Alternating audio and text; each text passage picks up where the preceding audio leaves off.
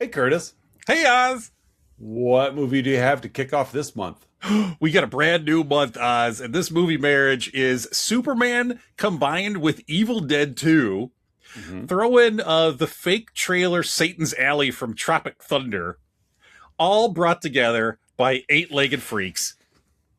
This week, we're watching Sam Raimi's Spider-Man 2.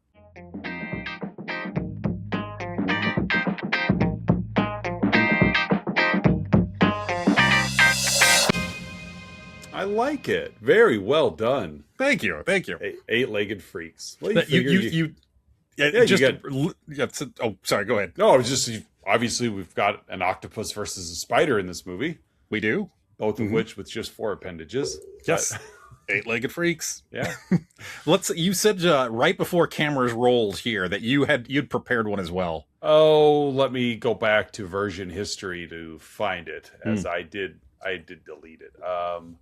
My movie marriage was okay. It was just 2 movies, and I didn't finish because that's what I remembered. Yeah. I had also had Evil Dead 2, and The Disaster Artist was in there as well. Oh, interesting. Okay. Yeah. It's James Franco acting terribly. Well, it's not too far. I could have picked anything really, but so welcome back, listeners and viewers, to another week of Let's Talk About Flicks, the podcast where we take a monthly theme. This month's theme is Spider-Man movies. Spider-Man movies. And so it's a 5-weeker. So we're going to spend the next 5 weeks discussing all the Spider-Man. All the spiders. Yeah. All of them. The spider persons. Yeah. All of the Spider-Man. All of them. Everyone. So we're going to start with the daddy long legs of them all. Yes. Tobey Maguire. And we skipping Spider-Man. We're going straight to Spider-Man 2. Yes.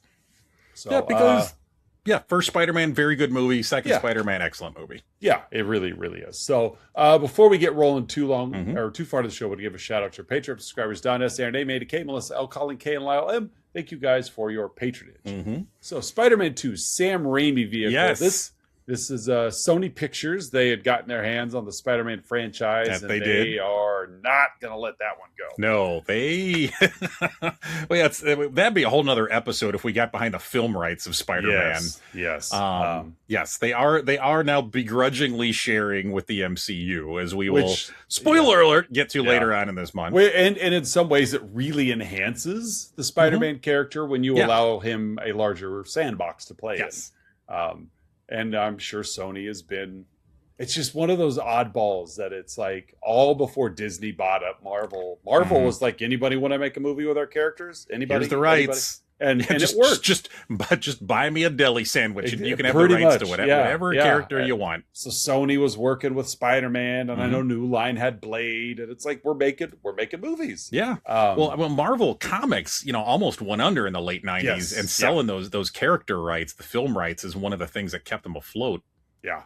And so it was one of those kind of, in some ways, kind of like a Netflix type scenario. And I know it's a stretch here, but like, Netflix gets started and no one believes in the Netflix business model. Yeah. So when they started their streaming service, everybody, and they're basically reaching out to these, studios being like, hey, can we rent the rights of like all your old stuff? And it's stuff that like Starz and Warner Brothers are like, yeah, that's fine, because nobody's watching this junk anyway. Well, they're not watching it because you're not making it available. So it gets on Netflix, and everybody's like, oh my God, I haven't seen this movie in years. And Netflix really starts to gain some steam. And then naturally the studios were like, well, we want those rights back. And so it's like they undervalued the future of those properties until they were put in a position to make money. And that's kind of where Marvel was, like, we got to make some money. Anybody want to the rights to these characters? And now look at the world we're in, and Marvel / Disney now wants all their stuff back, and like, no, you can't have it. Yep, so that's why at no point in the foreseeable future will we see a standalone Hulk movie. Right. Because Universal owns the Hulk rights, and they're not letting them go, and it's just, again, that's a whole nother episode. But again, we are happy to bring a month full of Spider persons to you. as the month goes on, things will get quite interesting. Yes, they will. Yeah, they will. But Interdimensional in some ways. yes, one might say. But yeah, we're starting off with a classic. This movie's 22 years old already, Oz. Yeah, it is. I mean, 22 years ago really wasn't that long ago. It is, but at the same time, like, it's not like we were just like children. I mean, I remember this movie come out and it was huge. Huge movie. I remember seeing it in theaters, and they did a great job. So, can I tell you who's in this movie? Let's hear who's in Spider-Man 2. Yeah, we are starting with Tobey Maguire playing Peter Parker and Spider-Man in this movie. Both. He's playing both. No stuntmen, all Tobey Maguire. It's all Tobey. No CGI even. All Tobey Maguire. That was really him swinging through the skyscrapers. It's all him. So Tobey Maguire is playing our titular Spider-Man, and Peter Parker, the unmasked version of Spider-Man. And we're probably, aside from arguably episode 2 of the show, we're not really diving into Spider-Man backstory too much. By doing Spider-Man 2, we're kind of skipping the origin story. Yeah, there's bits of it here. There's a some little flashbacks and stuff. But if you're unfamiliar with the origin story of Spider-Man, just pull your head out of the sand and pay attention. So Tobey Maguire's playing Spider-Man / Peter Parker. We have his love interest Kirsten Dunst playing MJ, Mary Jane Watson. She's an actress now on Broadway because everybody's successful in the Spider-Man universe. All you have to do is just want to be. I just so want to be successful. You just gotta want to be successful, and you will be.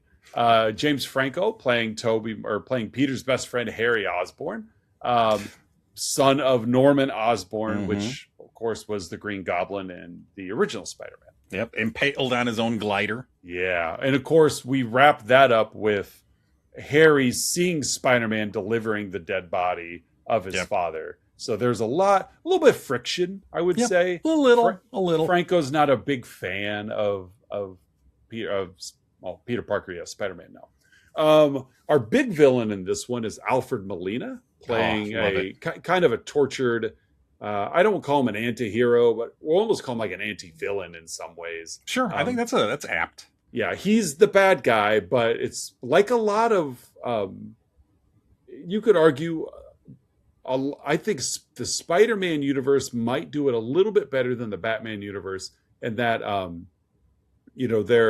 their villains struggle with something. Like, it isn't as if Molina he's not a Joker level of, I just want to see the world burn. Like, he's got ambition, and he just reasons, and which we'll get into in this episode. Things get say, the Ock character in this movie is a little softer than the Ock character in the comics. Okay.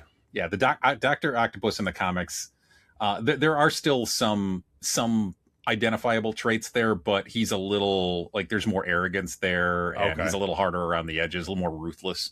Well, comes with the bowl cut, I believe. It does. It's that haircut just does it to you. You have to have arrogance and confidence if you're going to wear that haircut. Yeah. Right, so, Rosemary Harris is back as Aunt May.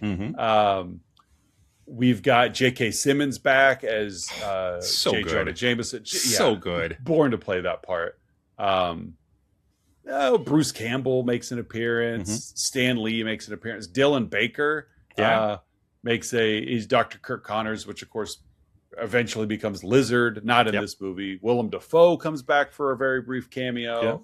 We got Elizabeth Banks and Ted Raimi. All the Daily Bugle office staff. And so they do a great job of, if you're in part 1, you're probably still in part 2.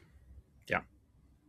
So, and that's, I get Joel McHale and Hal Sparks. And there's a lot of, that guy, Donnell Rawlings. Phil Lamar. I love Donnell Rawlings. But just a lot of blink and you miss it. Like John Landis is in the movie at one point.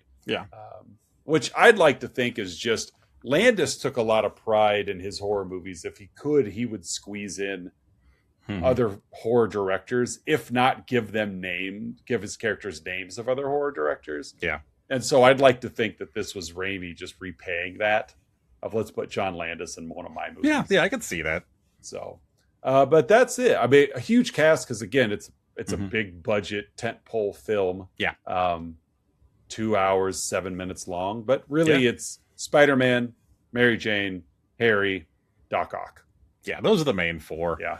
I got one of my Spider-Man shirts on. I see that. Pick my wardrobe for today. Nicely done. Nicely done.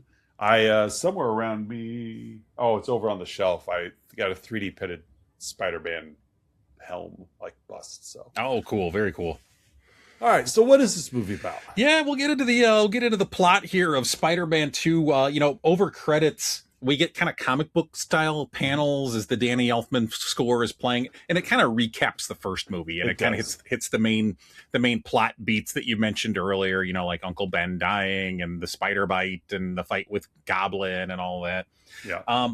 We get some narration from Peter early on. He can't tell Mary Jane that he's Spider-Man, but he and Peter both have jobs to do. So he's really, really struggling with the identity piece of, where does Peter Parker end? Where does Spider-Man begin? The responsibility of keeping his loved ones safe. He's working though. Peter's a working man, Oz. Pizza delivery man. Yeah, that he is. He's working for Aziz Ansari's Pizza. Yeah. Treat yourself, I think is the tagline of it. Yes, that's what it is.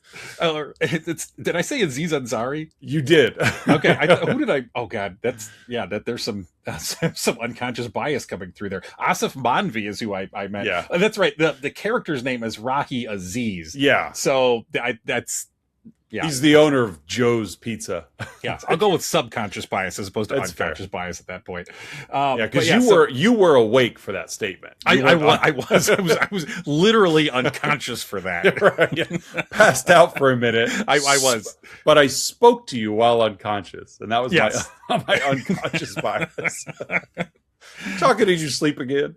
Yeah, all the time. Yeah. So so the pizza shop owner tells Peter you're not reliable. And basically threatens to fire him. And you've got 8 minutes to deliver these 8 pizzas or you're gone.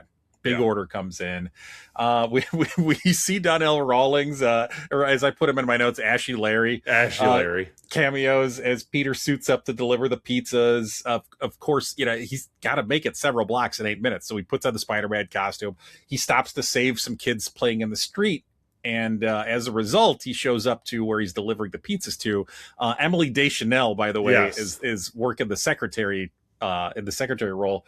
And there's a YouTube series that I follow, or not series, a channel called Emergency Awesome that I watch a lot for kind of my nerd updates and things like that. And he always uses the pizza time clip of him dropping the pizzas on the desk, and he's late. Yeah, he got there late, Oz, because he stopped to save those kids. Yeah, and he's fired. So we cut to Peter then at the very fast paced Daily Bugle. I love the Daily Bugle in the first movie. I love it even more in the second one because it's just it so captures the Raimi energy of just people popping in and out of frame from different they'll pop up in a frame, they'll pop in from the side of frame. You're waiting for someone to drop in from above. Bill Nunn falls from the ceiling at one point with an update. Yeah, and so Peter sells Jameson a Spidey pick, which immediately goes on the front page. Jameson immediately puts it on the front page, calling Spider-Man a menace. So again, Peter has to he has to live, he has to have income. Right. But he knows what Jameson's going to do with it, and he's just going to continue to drag Spider-Man through the mud, but Peter's got to live. Yeah. So he sells him the picture. Arriving in Aunt May's, MJ, and Harry surprise Peter for his birthday. MJ is starring in a play. Harry's on Broadway. Yes, on Broadway. Not off Broadway. No, on the Broadway. Yeah. Harry's resentful of Peter's relationship with Spider-Man. As you mentioned before, still thinks Spider-Man killed his father. May misses Ben so much, and Peter just feels responsible for the loss and May's suffering. So it's, we got during the opening sequence kind of the graphic, the images, but you're really getting the emotional resonance here, the emotional leftovers from the first movie. Previously on Spider-Man is what we got in basically in the title sequence. Previously on X-Men. By the way, at the time of this recording, X-Men 97 comes out in a couple of days, season 2, and I am so excited for it. Yeah, I still Yes. got to find time to watch it. I Oh, just don't it's have season one is time. so I wish good. I had time. Yeah, they get the characters so right, and like they did a good thing by not making Wolverine like the lead character. Okay. Yeah, it's the only negative to season one is that it really speed ran the plot at times, but it was so good. Yeah, Right. if you can make some time to watch it. And episode 5 of the 10 episodes, Bring Some Tissues. Okay. Oof, a main character dies heroically. And it's At least it's heroically. Yeah. he died sticking up a convenience store. Yeah. Slipped in the tub. Yeah. Was stung by a bee. Turns out he's allergic. Right. He's got an allergy you didn't know about. Didn't know it. Yeah. So, yeah, MJ says she has a she has a boyfriend-ish. She tells Peter she's really laying it on thick, but Peter continues to keep his distance. Yeah. And like but he does say, yeah. Every time MJ talks to him, she makes sure her lips are like centimeters from his. She's just leaning in ever so slowly. Right. Peter just refuses to take the hint because he knows if there's the risk it's of going to her being in danger. Things. Yeah. He does say he's going to make it to her play tomorrow, though. And Peter's always a man of his word. Yeah, that's right. Because we already have proven his reliability at work. Pizza time. Pizza time. Harry introduces Peter to Doctor Octavius the next day. Octavius is working for Harry. Harry's funding his research. He's working on a fusion power project.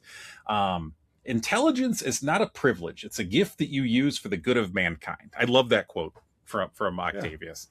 And Otto and Peter hit it off right away. Like, at first Otto was a little, they're both science nerds. Yeah. And initially Otto was like, I don't know if I have time to talk to somebody, Harry. And Harry's basically like, I pay your bills, make some time for him. And they end up having a great time. They have dinner together. Like his wife comes in. Like it's a scene that isn't really necessary for the plot, but just so lends itself well to the characters. Like you get to know Otto's a good guy. Yeah, he is. He's a good guy. Really driven by his science. He loves his wife. He's looking for self-sustaining energy, and it's only going to better he's trying to help humanity. So, and they end up talking about romance and kind of how Otto met his wife. He's like, I wrote her poetry. And so he encourages Peter. Peter implies that he likes somebody, but he doesn't kind of have the courage to bring it up. And so Otto's basically like, just go for it. On his way to MJ's play, Peter stops to apprehend criminals because the greater good. He's late to the play, and snooty Bruce Campbell, who's like the usher, will not let Peter in because the doors have closed already. Yeah. Sorry, buddy. Snooty Bruce Campbell is the best Bruce Campbell. He's a good Bruce Campbell, yes. Yeah. He Bruce Campbell's everywhere. He does. Just turned 68 the other day, Bruce Campbell. 68 years old. Good for him. 68 years old, yeah. Waiting outside the building, Peter sees MJ kiss her boyfriend-ish, John Jameson. Of course, he leaves in tears. While swinging to join a police pursuit, he crashes after his organic webbing fails. So again, this is moments after he sees MJ kiss this good-looking man, and his webs fail. So that's never happened before. What could be up? The next day, he leaves MJ a message thinking he's revealed his identity to her, like a voice message on an old school answering machine, but the phone actually hung up before he revealed it. Peter and Harry attend Otto's big nuclear fusion demonstration. He's got this big machine rigged up. It's all ready to go. He octopuses up. He has these 4 mechanical tentacles that he straps onto his back. Connects to his spinal cord, to his nervous system. But fortunately, Oz, he has an inhibitor chip that prevents the arms from taking over his mind. Yeah. Good thing for that inhibitor chip. And it's so there's so low risk of anything happening that it's just exposed. Like it's in no form of casing or housing. No. It is complete, like it's the only thing keeping these, like you said, octopus arms from becoming sentient. Yes. But you know what? There is absolutely no risk at all. I think that the chip was housed in a fortune cookie. I believe think it is what was, yeah. And it already a cracked fortune cookie. half the message was hanging out of it. We wrapped it in paper mache. You should be fine, It's Otto. fine. It's protected. Like it's for the future. Trillium is totally like it is the least mercurial element out there. Least mercurial. There's no way it's going to happen. No, nothing. Reporter asks an exposition question, as I put in my notes here. Doctor, if you're using AI to control the arms, can't they control you? Not with this chip, idiot. No, dingus. It can't have problems. Dingus. I thought Dingus was a little out of character for Doc Ock, but reflecting back upon it worked for the scene. No, it's fine, Dingus. Yeah, I have an inhibitor chip exposed right here. Yeah, you dillweed. Yeah, right here next to the arms that are doing all of the work. Butt munch. right. Yeah. Dweeb. Yeah. So naturally, as things happen, Oz, the system overloads, the machine overloads, it explodes. Otto's wife is killed pretty again, it's PG-13, but like shards of glass fly at her. So she's dead. The inhibitor chip shatters. Of course, Peter, which I didn't see that coming. No, there was no. It's a good thing I got this right here. This inhibitor chip. That was more surprising than anything. It was like, oh my god, the chip, the chip. Yeah. Oh man. And I think it's fair. Peter predicted this could happen. Yeah, and we'll see that. We'll see that as kind of a commonality here in this month. Is Peter Parker happens to have a rooted interest in all of the things that go wrong to create his villains. Yeah. And after every time something goes wrong, he goes, told ya. Right. Every movie, every iteration of the character. Yeah. Told ya. Called it. Told ya. Pizza time. Pizza time. So Spidey pulls the plug on the device. He also saves Harry, who's like, this doesn't change anything. Right, yeah. Doc Ock is born. Otto, though, he's knocked unconscious and he's taken to, he needs medical care. So he's taken to the hospital. Yeah. And he's in like the world's largest surgery suite. It's a big one. Well, all the doctors were there. They were all there. Every doctor in Manhattan was there. We're operating on a giant octopus now. You need 8 times the doctors. You got to bring in all the vets as well. They were all there. All the doctors of philosophy were there too. Marine biologists. Yeah. Everybody was there. They're all there. Yeah, Dr. Dre was there. Dr. Dre, yeah. He was there. Dr. Phil. He was there too. I'm debating whether to keep going to that. Moving on. So the doctor expositions that Otto's spine is fused to the arms, and so he fires up like what I'm guessing is a surgical grade circular saw. Yeah. And then, this could be my favorite, like from like a nerdy perspective, like my favorite scene in the movie. Oh, me too. You're in safe company. Yes, the movie just goes full Sam Raimi for about 60 seconds here, where it just turns into a horror movie. The only thing we're missing is that doctor lifting that circular saw and saying groovy. Like, that's all we're missing. Yeah.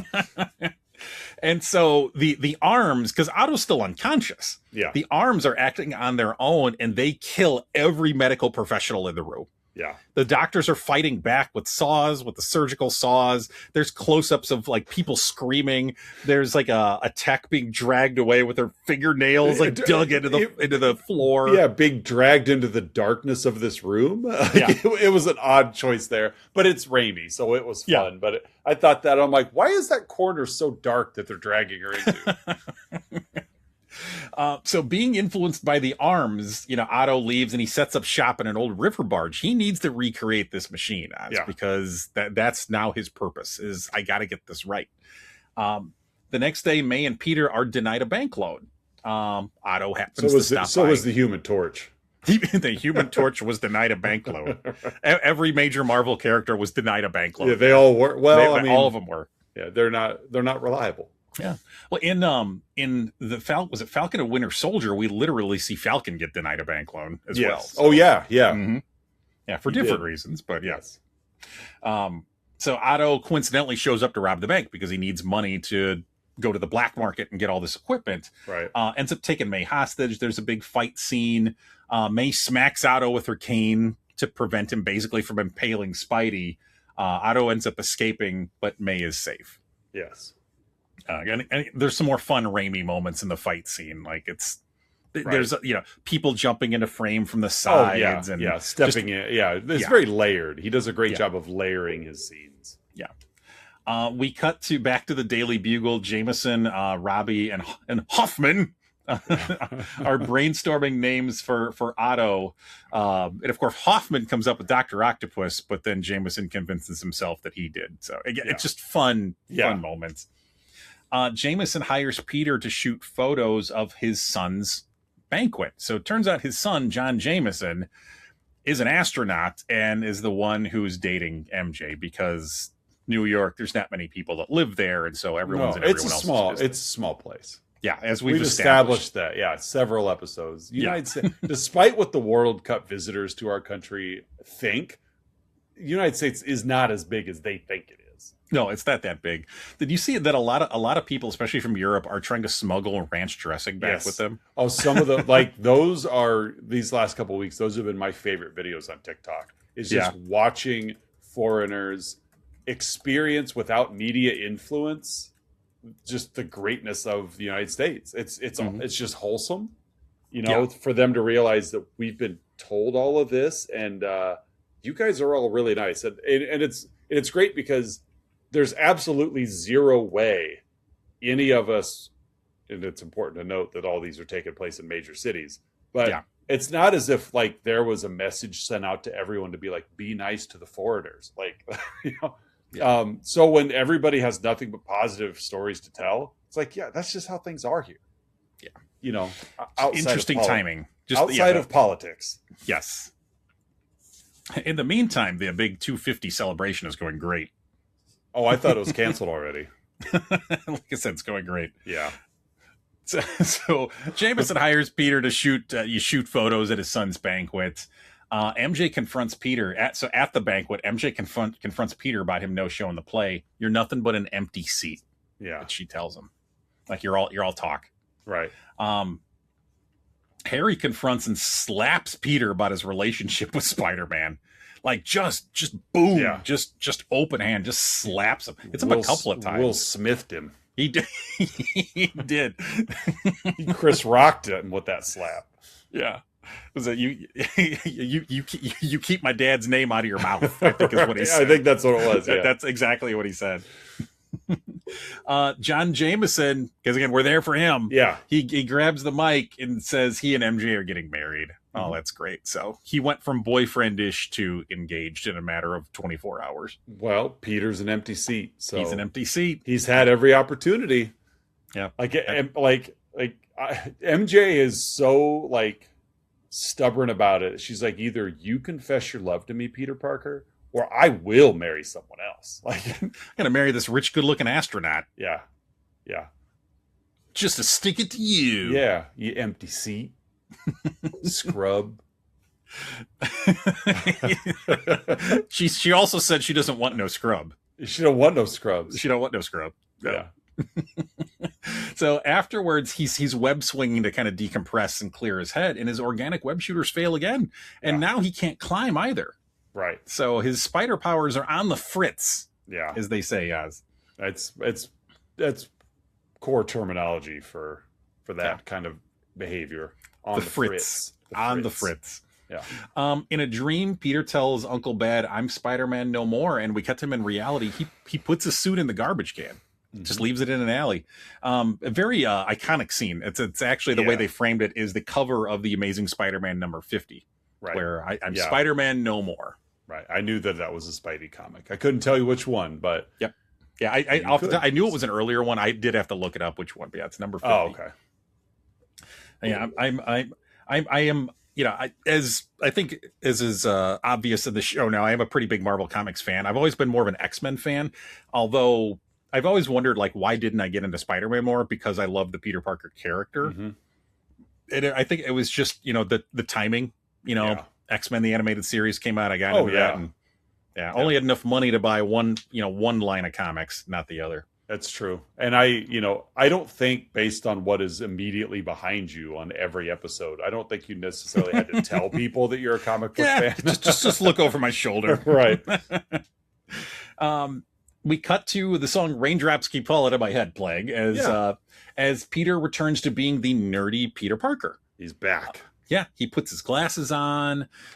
He doesn't chase cops who are pursuing criminals. He attends and succeeds in class. And Dr. Connors is very proud of him. He's like walking down the street. And by the way, New York City has the widest alleyways of all major cities in the U.S. Oh, they're huge. As he's just watching these two street thugs just beat up somebody. Mm-hmm. And he just stands there and watches for a minute just so that he could turn his head and be like, no, I'm not. Raindrops are falling on my head. I'm going to keep on moving. Little known fact, New York City is called the Big Apple. Yeah. When they were trying to come up with the moniker for the name, they originally called it the Big Alley. I had heard that. I had read that actually. Yeah. Yeah. It's because literally the alleys are huge. They are. They're bigger than the streets. Actually, they have the transit system in New York is kind of backwards. If you want to get anywhere in New York, stay off the streets and just use the alleyways. Just use the alleys. Just make sure you honk as you're going around a corner. Because that works every time. I was actually in a car accident one time where I wasn't driving. I was a passenger in a car, and somebody had come barreling out of an alley and T-boned the car, and the person got out and was like, well, I honked. Yeah. While you were going 30 miles an hour. Yeah. Well, he honked. So I honked. Yeah. So Peter goes to see MJ's play. He shows up, and MJ tells him, like, you're too late for their romance, but notes that he's different. There's something different about you, Peter. Well, even him being there causes her to flubber lines. Yeah. In this Broadway production. I do like how it cuts to the stage director. Yeah. He's just like, oh. And that was like, they didn't have to include that in that, but I'm fun, grateful they left that 5 seconds in there just for the gag. The next day, a garbage man brings Jameson at the Daily Bugle Spidey suit. He found it discarded in the alley, and they run it on the front page of the Bugle. Spider-Man no more. Peter visits Uncle Ben's grave. Peter tells May that he's responsible for Ben's death. Doesn't reveal he's Spider-Man, but basically says, I could have stopped the guy who killed Ben. And May is just shocked. Like it's Rosemary Harris did some great acting in this scene. She just looks like a ghost. As she she was great. Yeah. And she just goes upstairs without a word. So now she's mad at Peter. Otto ends up attacking Harry, asking for more precious tritium. Yeah, give me all your tritium. The precious tritium. Harry agrees to give it to Otto if he brings him Spider-Man. And he says he can find Spider-Man by going through Peter Parker. Right. So that kind of sets up the rest of the movie here. Yeah. We cut to Peter coming across a big house fire. He goes in, despite his waning powers and no suit, rescues a child, but later learns somebody else didn't make it. Which, of course, because Peter is all guilt and anxiety, that weighs on him. I could have done more. Back in his apartment, Peter reflects on whether or not he's supposed to be happy. Do I deserve happiness? Which, again, is just so captures the Peter Parker character. Am I worthy?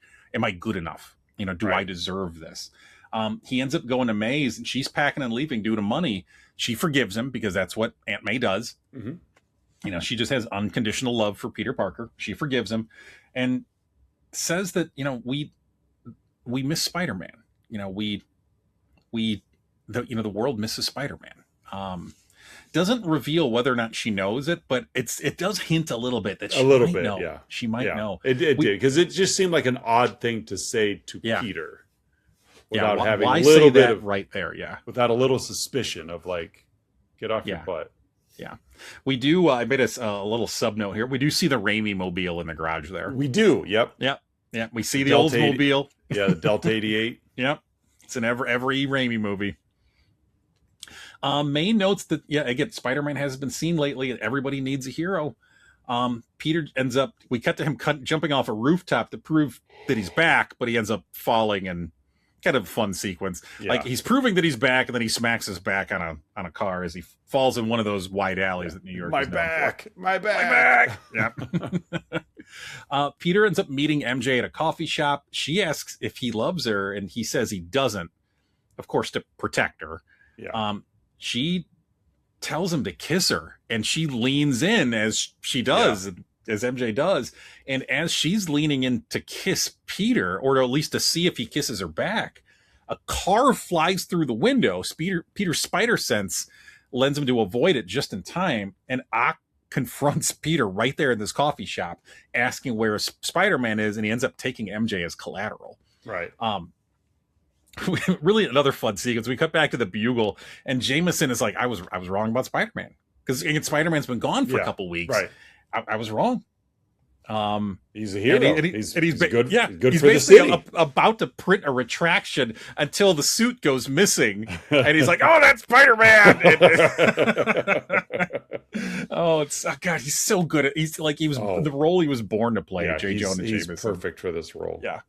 Spidey and Ock fight at a building, and then we get what is now the classic train fight between Doc Ock and Spidey. They're fighting on a train. Ock ends up taking passengers out of the train and are literally throwing people at Peter on top of this moving train. Spidey he has to remove his mask because it gets singed in the eye. Mm-hmm. And of course, Ock disables the train, so it's going full speed, and the end of the line is coming. And so we get the moment where Peter has to basically strap himself to the front of the train and use all of the webbing to end up stopping this train barely before it barrels off of the tracks. He passes out in front of several civilians. He comes to still exhausted. They give him his mask back. Hey, we're not going to tell anybody. Yeah. But of course, Ock comes back and captures the exhausted Spider-Man, brings him to Harry. Ock leaves with the precious tritium. Yeah. Harry ends up unmasking Spidey. Sees that it's Peter. Peter comes to and he's like, "There's bigger things than us right now." He's got MJ. Harry lets him leave. Right. So into Act 3 here, Oz. Peter confronts Ock in his big barge hideout. He's trying to bring this fusion machine back online. I get another big fight sequence. I love Peter. Ock is seemingly beating Peter, but Peter's kind of playing possum. Yeah. And as Ock goes to stab Peter, he pulls this big power cord up, which electrocutes Ock and turns off the machine at the same time. So, Peter unmasks himself. He willingly reveals himself to Otto and says, "We've got to destroy the machine." At this point, it's pulling like metal. It's like an anti-gravity. And so it's pulling metal in from everywhere. And Peter basically appeals to Otto's morality and intelligence and says that you've got to take control of these arms. Like you've got to through the force of sheer will, you've got to take control of this. I need your help. I can't do this by myself. And he does. Otto is able to will himself back in control. And he, quote unquote, drowns the machine in the river, killing himself in the process. Right. Peter saves MJ, who has now seen him fully unmask. There's a great moment where you see her seeing Peter for the first time as Spider-Man. He said, I lied earlier. I do love you. Right.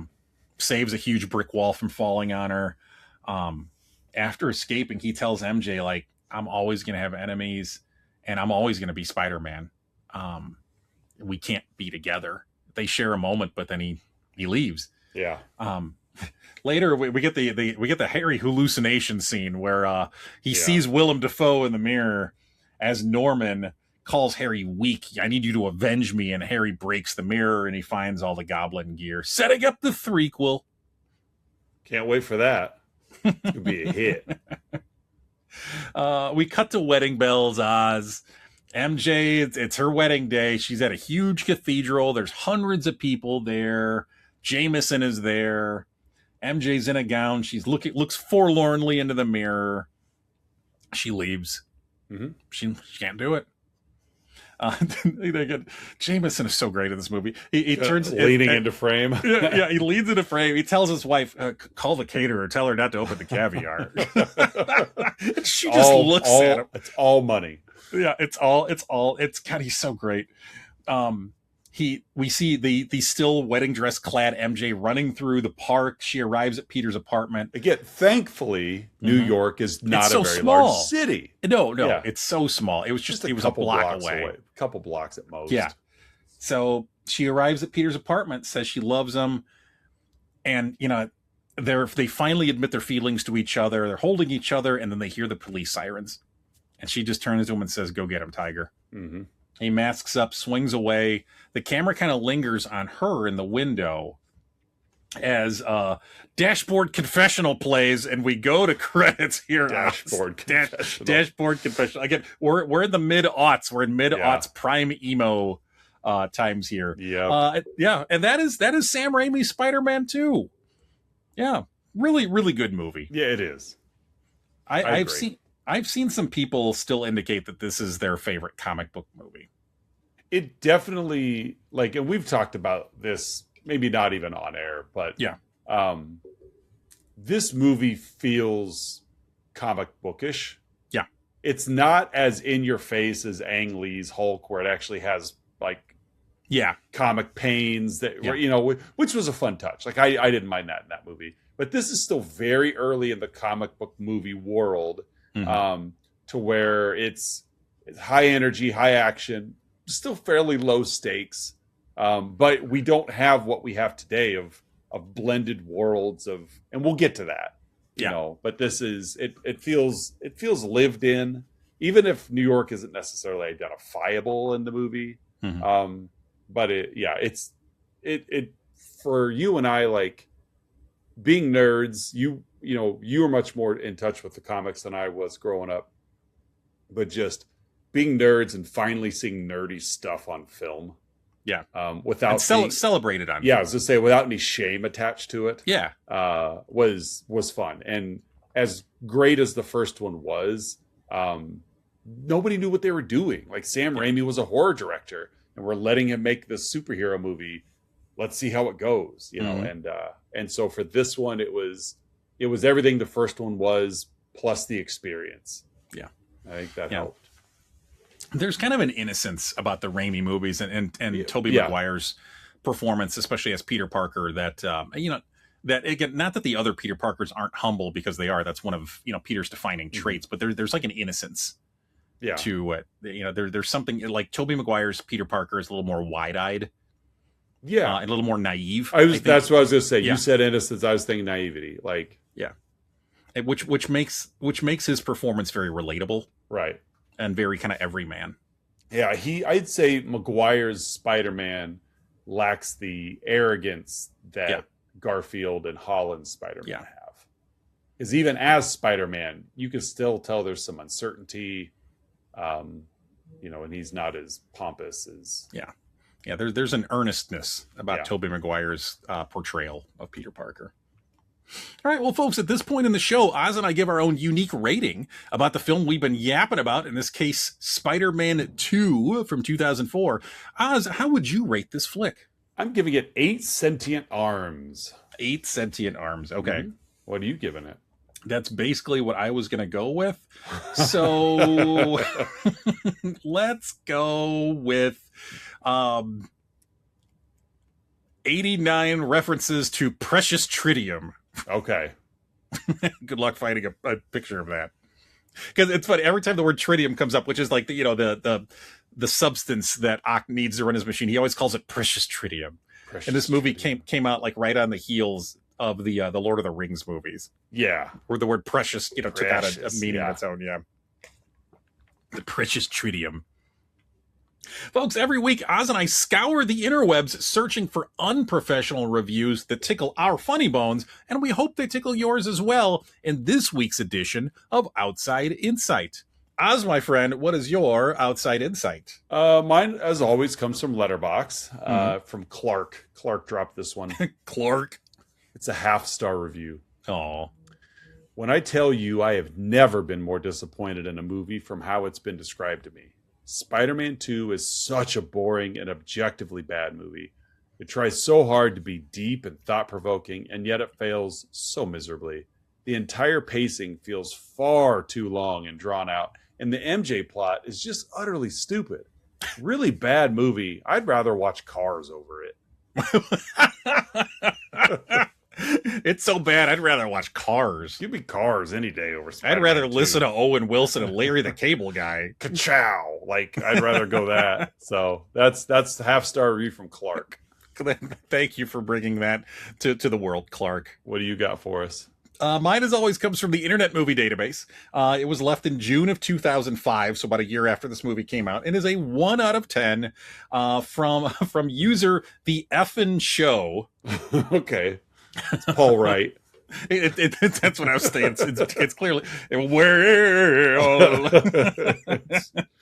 Paul Wright in this one. With the subject line, worst comic book movie ever. And I'm going to read it in the voice and even the characterization that I think this was written in. All right. Sequel to the 2002 Crap Fest. I sat down and watched on with the opening 20 minutes of solid boredom and the greatest line in the history of cinema, Spider-Man stole that guy's pizza. Aunt May falls down a skyscraper, being saved holding onto her umbrella. I've got to hand it to the writers of the film. They pulled out all the stops. Hint of sarcasm, I think. Did they call in Activision to do the special effects? The rooftop battle on the train is the best part. Pinch of sarcasm again. Not only does he take his mask off, but ensures every lowlife and loser of New York now knows what his face looks like, followed by 2 children who say, we won't tell anyone. Yes, the kids speak for every person on that train. Yet again, I can hear the snaps of talented writers. Disappointing. Yep, comic bird nerd got that. Uh-huh. I love how they wrote in their own narration. Exactly, yeah. Hint of sarcasm, I think. If you didn't detect it. Yeah. Like, you don't have to write that. No. But the effing show did. But he knows good writers when he sees it. He does. It's clearly there. He also, later on, I didn't do the whole thing. He also threw some shade at Star Wars Episode 1. Oh, okay. Whatevs. Yeah. All right, folks, we're at that point in the show you've all been waiting for, the Let's Talk About Flicks signature segment, the 3, 2, 1, in which Oz and I each share 3 goods, 2 bads, and 1 about this week's movie, Spider-Man 2. Oz, what are your 3 goods? My first one is just classic Sam Raimi's slapstick. Yeah. In particular, the broom closet scenes when he's trying to deliver the pizzas. He shows up as Spider-Man. He goes into the closet. This actually led to him being late as well. Mm-hmm. And so he comes out as Peter and he's got the pizzas and he's trying to put the broom closet back. But you could tell it's probably even Raimi in the closet. It probably is literally pushing them out. Yeah. Pushing the broomsticks back out. And it just, the camera stays there and it probably goes on 10, 15 seconds longer than necessary. But that's what makes it funny. That's what makes it Raimi. And that's my first good. You commit to the bit. I'm going to steal one from you probably. It's all right. Hospital horror. The operation scene is just, again, like you said, classic Raimi. You and I are both big fans of the Evil Dead universe, especially the original trilogy of Sam's. And it's just seeing that camera action. It's not so much what he's filming, it's how he's filming it. The fast glides and it's just Raimi. He's got his fingerprints all over it. And my third is I really enjoyed the duality of Doc Ock. Like we talked earlier, more of an anti-villain of what he's doing is, in his own scientific mind, is best for mankind. A sustainable energy source using fusion, et cetera, et cetera, et cetera. But because of the inhibitor chip and the kind of the overtaking due to the sentient arms, it's destructive.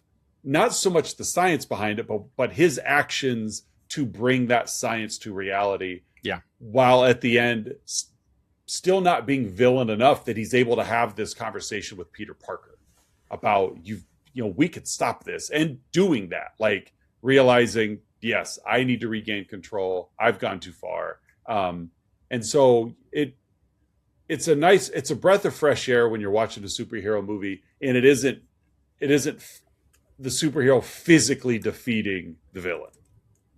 You know, he's just touched into his conscience and realized you're a good guy under all this. Do what's right. So I like that duality of Doc Ock. Those are my three goods. What do you got? Oh yeah, I love that. Yeah, the duality of Ock is something I would have referenced as well. And especially just his resolve and redemption of the character at the end. Right. Yeah, couldn't agree more. Again, this is a great movie. There's so many goods to pick from. I'm going to start with again an easy one here. Just J.K. Simmons and the entire Bugle office staff. Yes. It very much reminded me of it was very like screwball comedy. Like from that era. You know, your Cary Grant, your Katharine Hepburn. Yeah. It was very screwball comedy-esque, and it just the pacing and the wit and the characters popping in and out of frame, just perfect. And J.K. Simmons is so good as Jameson. Just it was just one of those roles he was born to play. Yeah, I mean, to be fair, he's great at about everything, but this is this is his defining for me. Like, when you think, what role are you going to remember him from? It's probably J.J. Jameson. Yeah. Like, even when I'm reading Spider-Man comics, I read Jameson in J.K. Simmons' voice. Like, that's just how I hear him. Right. Like, he is J.K. Simmons. That's fair. Just some of the best casting that you could see. My second good is a very brief moment on the train. One of the bystanders is Danny Hicks, the guy who played I forget his name. He played like the local yokel in Evil Dead 2. The guy who was with Bob and Joe. Yeah. And on the train, at one point, he yells, "What the hell?" Which is which is just straight out of Evil Dead 2. It's I didn't pick that up. Yes, for the Raimi files in the crowd. Because again, this movie, it's a superhero movie, but it's so Sam Raimi. And to include that actor with that line in that moment, in that voice, was just chef's kiss right there. And then my third good is kind of similar to your Raimi and slapstick. Mine is just the use of like people on the street and people reacting to Spider-Man, people reacting to Ock.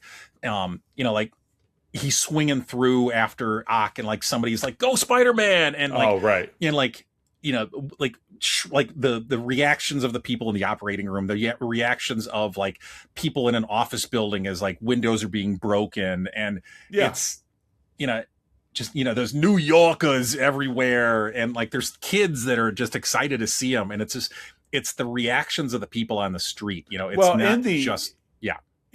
having the wherewithal and understanding to, let's film those people. Yeah, I mean, obviously it's acting, but it's like, you could have just kept Spidey swinging and just let New York be the quote unquote playground. But like, he swings through, you keep the camera on the guy on the street.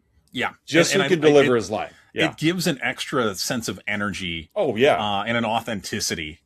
To this movies that you don't quite. I mean, you see some of that in like Spider-Man: Homecoming, which we may or may not get to in a couple of weeks.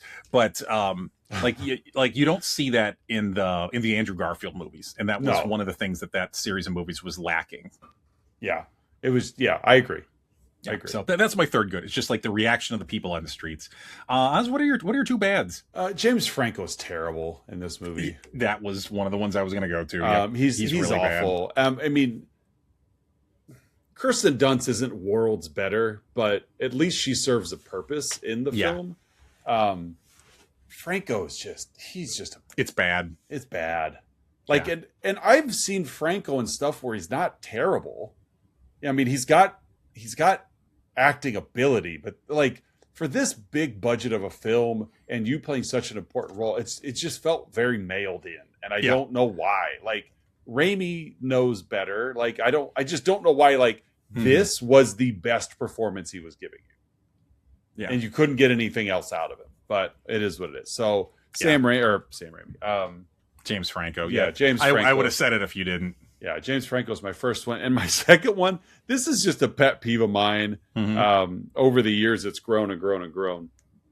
But you've got like the Wilhelm scream, in action films. But more overused than that that when you hear that, that's almost funny to me now. When you hear the Wilhelm scream come in, is the anytime someone pulls a knife from a butcher block, you have the metal on metal knife pulls, and when Ock delivered Peter to Harry, Harry goes and grabs a knife, and we just have that shing, and I'm like, I have a block of knives in my kitchen, and I've never heard that sound.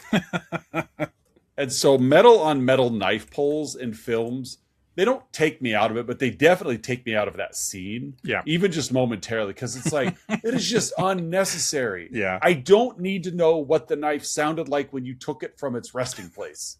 I think there should be a different sound effect, like boing. Right. Yeah. But it's just, exactly. Yeah. But it's just that metal on metal knife pull. It's just eye rolling for me at this point. Because I get it. As many horror films as I watch, it's so overused. Yeah. So Hollywood, I give you permission to let it go. You don't have to do that. Because they all sound the same. Yes. Every knife in Hollywood sounds like that. Regardless of length, they all sound the same. Yeah. So those are my two bads. What do you got? It's like the clay pot sound effect from Wet Hot. Yeah. Oh, exactly. Yeah. Which was hilarious because they did it on purpose. But all right, your bads. All right. Well, for my two bads, let's go with at the end of the surgical scene, Otto, again, as fun as that scene was, Otto comes to it, he lets out a no. Yeah. It was pretty bad. Yeah, as he realizes what the arms did and that he's not in control, and we got a movie, no. So that's my first bad.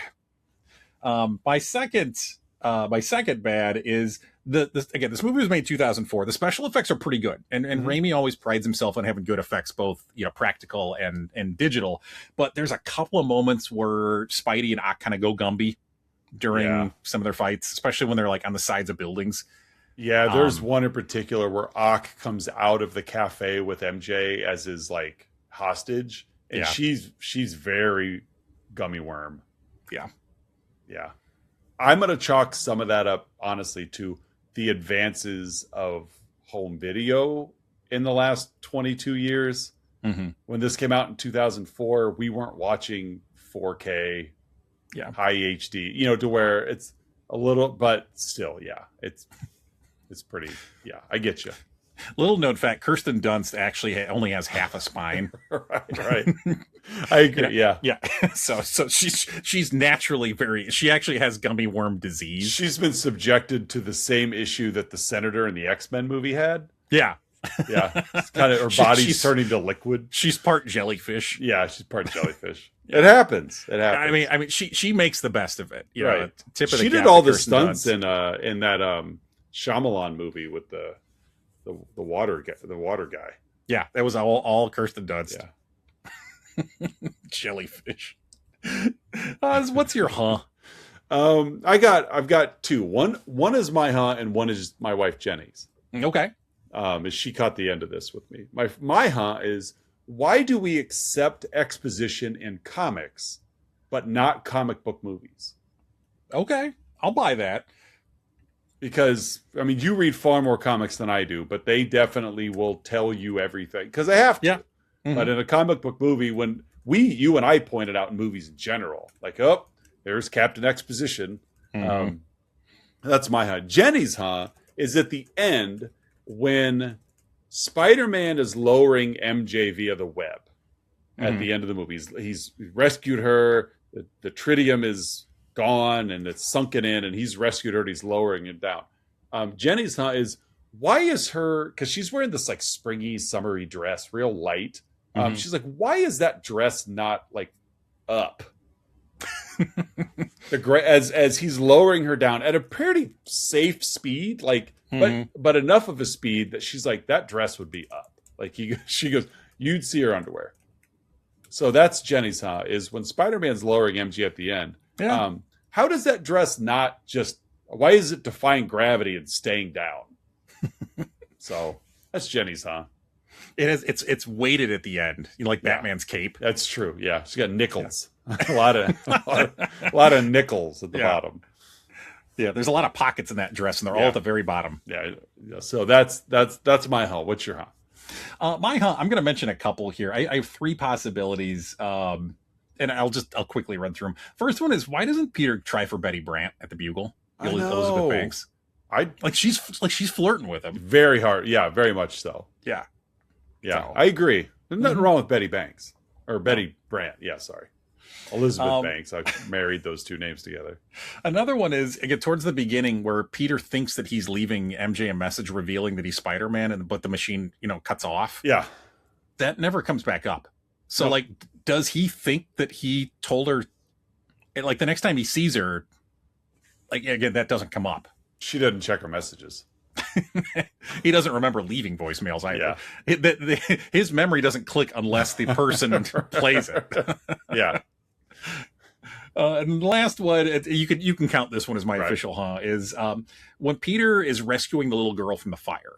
There's boards breaking, the floor is breaking, and he almost falls through the floor. He's doing the whole bit where he's hanging on, and this 4-year-old girl grabs his arm and pulls him up. Mm-hmm. I mean, Tobey Maguire is not a large man. Right. But he's still a man. Yeah. And how much did that 4-year-old girl really help pull Peter Parker up? That actually was Lady Deathstrike in her. Was it? Okay. Yeah. We did get a little X-Men universe here. There we go. Right. There was a You're right, though. There. I thought that was a little hokey, too. How much help is she providing you, Peter? Yeah. It's a good thing she was there. Otherwise, he would have been done. Yes. Yeah. Thank you, 4-year-old girl who's been inhaling smoke for the last 10 minutes. He's almost strong enough. All he needs was just the additional strength of a 4-year-old girl. I'm as strong as a full-grown man and a baby. Right. That's me. So that's Sam Raimi's 2004 Spider-Man 2. Really good movie, Oz. Yeah, I do enjoy this movie. Yes. And a great way to kick off Spider-Man. Yeah, well, you got to start with the first one. Yeah. You got to start with the first one. So we will be back next week with a different Spider-Man. Yes. We're going to switch over to Andrew Garfield's debut in 2012's The Amazing Spider-Man. Yes. A movie that caught a lot of flack because primarily, I believe, because one, Sony was relaunching the Spider-Man franchise so soon after Raimi's trilogy. Yeah, I want to say there was, I think, only a 5-year gap, if memory serves. Something like that. So it just was one of those where were they going back to the well a little too quick? Mm-hmm. And people really like Tobey Maguire's performance. Yeah. I mean, because that's your anchor point. He's the Spider-Man, and these are the Spider-Man movies. Spider-Man 3 wasn't the best. It was uneven, we'll say. And everything I've read is that chalks it more up to the producers than it is Raimi of shoehorning in more than they needed. Yeah. But they relaunched in 2012 with Mark Webb.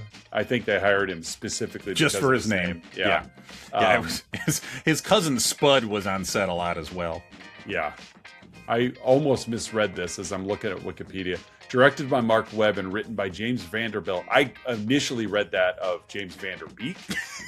It's Mark Webb, Spud Webb, and James Vanderbeek were all involved. Exactly. Yeah. They all wrote it. Yep. But we will be back next week with The Amazing Spider-Man, Andrew Garfield's debut as Spider-Man.